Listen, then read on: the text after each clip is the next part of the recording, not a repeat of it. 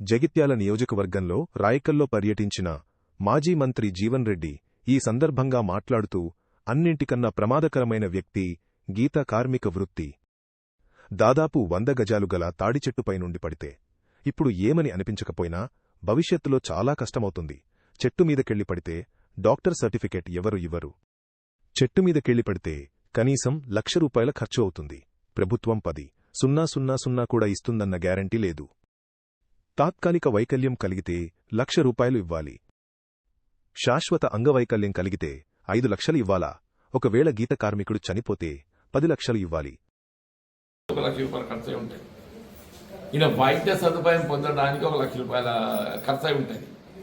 ప్రభుత్వంకి వెళ్ళి ఏదైతుందో వాడు ఇస్తే ₹10,000 ఇస్తాడో తెలియదు. అది కూడా చెప్పండి. ఇస్తే 10,000 ఇస్తాడు కోసం తెలియదు నాకు. ఇవాళ చెట్టు మీదకి వెళ్ళి జారి పడ్డాడు అంటే కనీసం ₹1,00,000 ఖర్చు వస్తుంది కనీసం. కాబట్టి అది తాత్కాలికంగా అయినా కానీ ₹1,00,000 ఇవ్వాలి. పర్మనెంట్ డిజేబుల్డ్ అయితే 5 లక్షలు ఇవ్వాలి. ఒకవేళ గీతా కార్మికుడు చనిపోతే 10 లక్షలు ఇవ్వాలి. గీతా కార్మికుడు చనిపోతే ఇలా వృత్తిలో కనీసం ఒక 10 లక్షలు ఇవ్వాలి అంటుంది.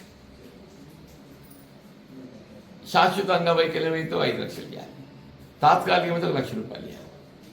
అటువంటి ఏ కార్యక్రమం లేదు. పేరుకు మాత్రం ఏదైతుందో మేము సహకరిస్తున్నాం, సాయం చేస్తామని చెప్పని చెప్పడానికి పరిమితం తప్ప వాడు డాక్టర్ సర్టిఫికేట్ ఇయ్యడు.